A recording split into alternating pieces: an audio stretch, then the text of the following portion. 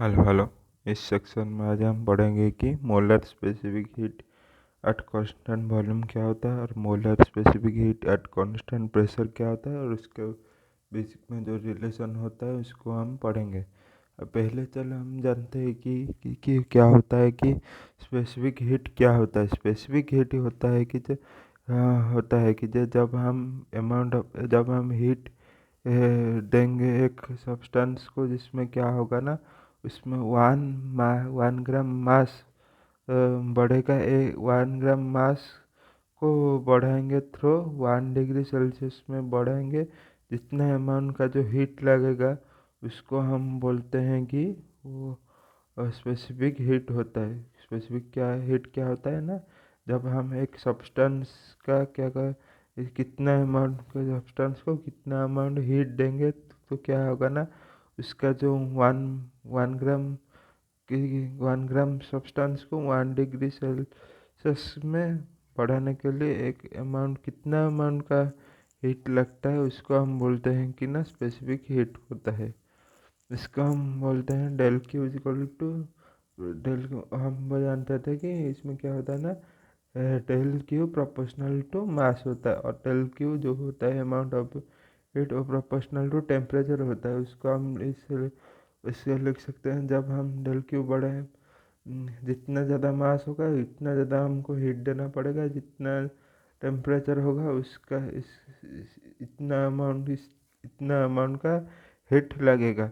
उसको हम लिख सकते हैं del Q proportional to delta M into delta T. उसको हम लिख सकते हैं डेल क्यू उसको प्रोपोर्शनल उठाकर हम एक कांस्टेंट देंगे एस, जिसको हम बोलते हैं स्पेसिफिक हीट कांस्टेंट, और del M delta T. Okay, जितना चेंज इन टेम्परेचर का प्रोपोर्शनलिटी होता है। और इसको हम ऐसे लिख सकते हैं कि ना, हम लिख सकते हैं del Q upon del divided by M delta T is equal to S. इससे ही हम क्या पता करेंगे ना, molar specific heat at constant volume. S की जगह लिख सकते हैं एक जो कांस्टेंट है, ऐसे ही हम कांस्टेंट को लिख सकते हैं सी बी। इसके जगह हम सी बी लिखेंगे और एम के जगह हम लिखेंगे एल, क्योंकि ना यहाँ पर 1 मोल दिया गया है। जो specific heat molar specific heat में 1 मोल होता है। चलो जानते हैं कि specific heat at constant volume क्या होता है। ऐसे ही specific heat of constant volume निकला है स्पेसिफिक हीट से। ये क्या होता है ना, कितना अमाउंट का हीट लगेगा जो कि जिससे कि एक एक जिसमें कि क्या होगा ना, जिस एक जो सिस्टम में है उसका अंदर जो गैस है उसका मॉलिक्यूल को हम कितना मन का टेम्परेचर देंगे, तो कि उस वन कितना मन का टेम्परेचर देंगे कि 1 मोल जो सब्सटेंस है 1 डिग्री टेम्परेचर के बढ़ाने के लिए कितना मन का जो हीट लगेगा उसको हम बोलते हैं कि molar specific heat at constant volume. क्यों क्या होता है ना, ये जो हम एक जो बोले थे कि एक सिस्टम होता है, सिस्टम का अंदर जितने उनका जो गैस है उसमें क्या होता है ना, कितना अमाउंट का जब हम हीट देंगे तो क्या होगा ना, उसका जो क्या होगा ना, उसका जो टेम्परेचर चेंज हुआ, कितना अमाउंट का हीट देंगे तो उसका टेम्परेचर 1 डिग्री बढ़ने के लिए और 1 मोल मास के लिए जो एट कांस्टेंट वॉल्यूम पे जो एट कांस्टेंट वॉल्यूम कांस्टेंट में कितना देंगे, कितना अमाउंट का हीट लगेगा, उसको बोलते हैं कि molar specific heat at constant volume. इसको बोलते हैं del Q is equal to N C B delta. ये फार्मूला से आया है, उसको हम बोलते हैं डेल क्यू क्या होता है N C B delta T. 1 mole के लिए क्या होगा कि डेल की एन के जगह एन के जगह 1 लिखा होगा तो इसको हम लिख सकते हैं del Q divided by del T is equal to C B. इसको हम लिख सकते हैं। और 1 मोल के लिए ऐसे ही कि specific heat at constant pressure क्या होता है ना, कितना अमाउंट का हीट लगेगा क्या होने के लिए, ये जो सिस्टम के अंदर जो होता है ना, जो गैस होता है उसको 1 मोल बढ़ाने के लिए थ्रो 1 डिग्री सेल्सियस बढ़ाने के ये 1 मोल सब्सटेंस को कितना अमाउंट का हीट लगना पड़ेगा एट कांस्टेंट प्रेशर। इसको हम बोलते हैं molar specific heat at constant pressure. इसकी molar specific heat constant pressure क्या होता है ना, कितना अमाउंट का हीट लगेगा कि हम एक 1 मोल का गैस का एक सब्सटेंस को एक 1 डिग्री उसका टेम्परेचर राइज करेंगे एट कांस्टेंट प्रेशर में कितना अमाउंट का हीट लगेगा, उसको हम बोलते हैं कि ना molar specific heat at constant pressure. ये प्रेशर वहाँ पर कांस्टेंट होता है कि जो सिस्टम के अंदर प्रेशर था वैसा ही रहेगा और उसमें कोई चेंज नहीं आएगा। उसको हम इसको डिनोटेड करेंगे किससे ना, सीपी से। ओके, सीपी से डिनोट करेंगे। इसको हम ऐसे लिख सकते हैं del Q is equal to N, ऐसे ही तरफ सी बी के तरफ इसको हम लिख सकते del Q is equal to N C P del T. यहाँ पर इसको ऐसे ही लिख सकते हैं उल्टा सी पी जब राइट हैंड साइड कर रख करो और बाएं के तरफ इसको यहाँ डिवाइडेड करेंगे तो क्या होगा del Q is equal to N delta T. उसके बाद इसको हम लिख सकते हैं एन, इसको हम लिख C P is equal to del Q by del T. जहाँ पर 1 मोल के लिए एन इक्वल टू 1 होता है, तो हम इसे लिख सकते हैं कि C P is equal to del Q by del T. यह आ गया सी पी का और ये हो गया सी पी का वैल्यू एट 1 मोल के लिए।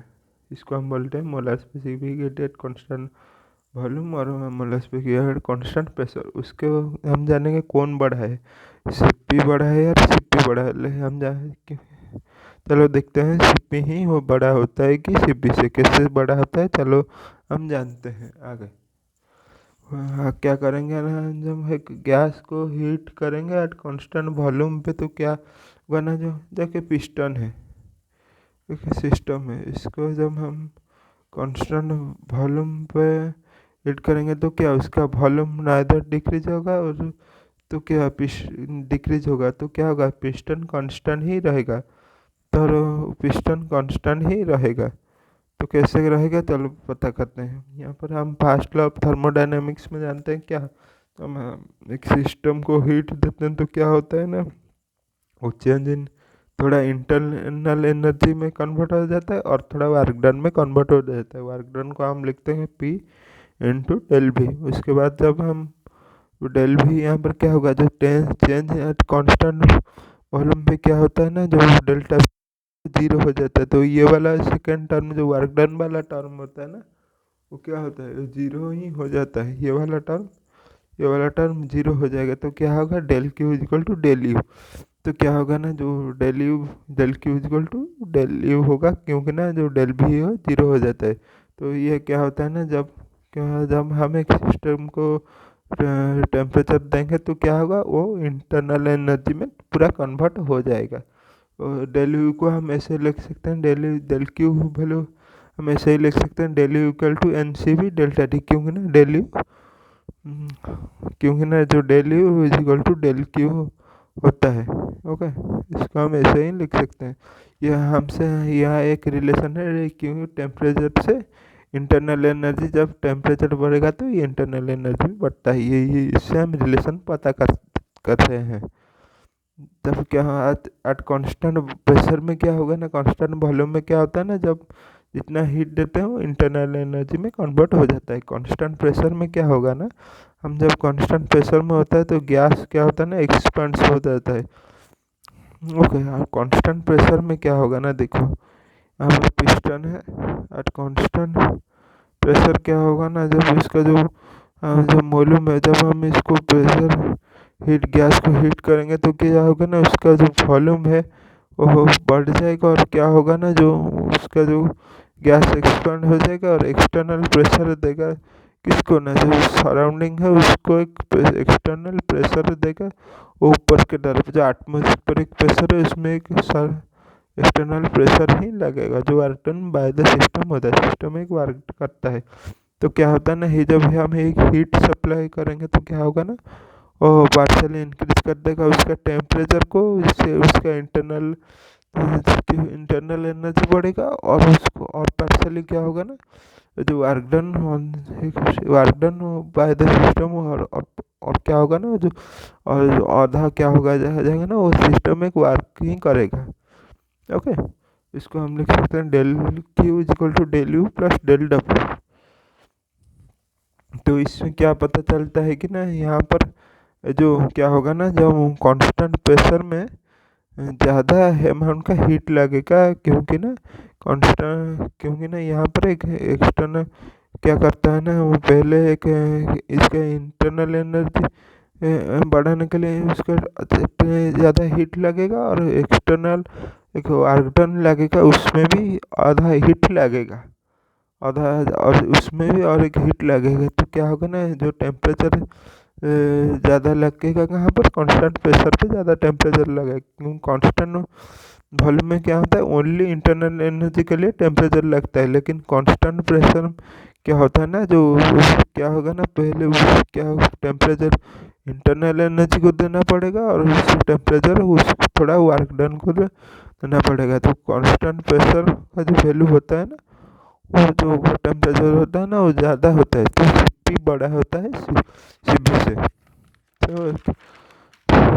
तो क्या होता है ना, सो क्या होता है ना, at constant pressure an additional amount of heat is required। constant pressure में क्या होता है ना, जो additional amount रिक्वायर्ड होता है, तो जो वर्क डन होता है ना, उसको करने के लिए additional amount of heat require होता है। तो Cp बड़ा होता है Cv से। क्या क्या है, so at constant pressure and additional amount of heat is required to equal, जो equal additional amount of heat require करेगा, क्या हो ना, जो वर्क डन है उसको वो हटाने के लिए और उतना ही एनर्जी लगेगा। तो क्या होगा ना, Cp बड़ा होता है Cv से।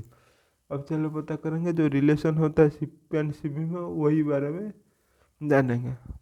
क्या कंसिडर करते हैं एक वन मोल ऑफ सिस्टम में, क्या होगा ना, एक one mole of ideal gas system में, जिसमें इसको हीट राइज करने के लिए हम डेल्टी टेम्परेचर दिए हैं। तो क्या होगा ना, according to first law of thermodynamics क्या जानता है, del Q is equal to del U plus del W. Del U is equal to लिख सकते हैं del U plus P dot B, work done को लिख सकते हैं pressure into change in volume. इसको heat is observe at constant pressure में, volume में क्या होता है ना, जितना अमाउंट का हीट देते हैं वो इंटरनल एनर्जी में कन्वर्ट हो गया। तो हम इससे लिख सकते हैं कांस्टेंट प्रेशर में del Q is equal to constant volume में del Q is equal to del भी होता है। जाना था पहले लेक्चर प्रीवियस में पढ़ाया था, उसको क्या लिख सकते हैं, Cv इज इक्वल टू क्या है, हम जाना थे del Q is equal to del T, आठ आठ कितना, 1 मोल,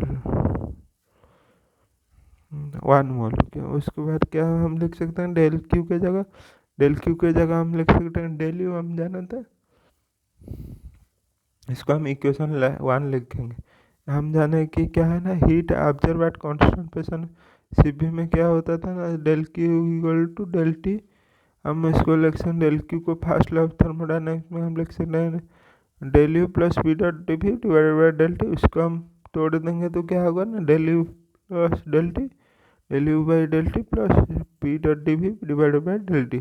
हम क्या करेंगे ना, जो इक्वेशन 1 है उसको हम इक्वेशन 2 में पुट कर लेंगे, तो क्या होगा ना, Cp equal to Cv plus pressure into volume by temperature. हम इसको लिख सकते हैं Cp बाई Cv होगा, Cp by Cv is equal to pressure into change in volume divided by change in temperature. इसको हम इक्वेशन 3 देता है। For ideal mole for ideal gas 1 mole ideal gas equation in 1 mole क्या लिख सकते हैं, Pv is equal to RT।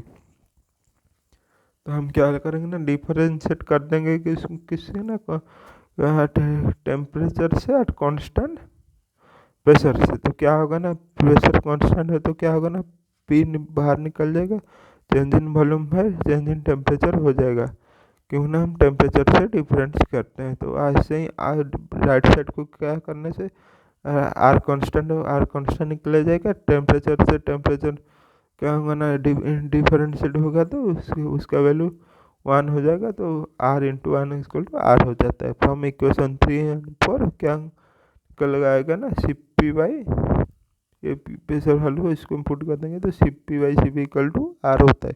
ये क्या होता है ना, मेयर्स फार्मूला इसको हम भी बोलते हैं।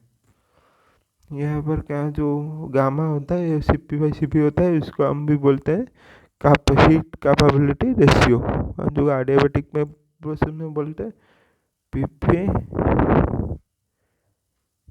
Gamma equal to R। PP gamma equal to constant K होता है। ऐसे ही आया था।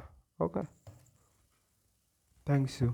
मेरा चैनल अगर आपको अच्छा लग रहा है तो प्लीज़ मेरे चैनल को लाइक, शेयर और सब्सक्राइब कीजिए। Thank you. मैं ऐसे ही और वीडियो ला पाऊँगा आगे।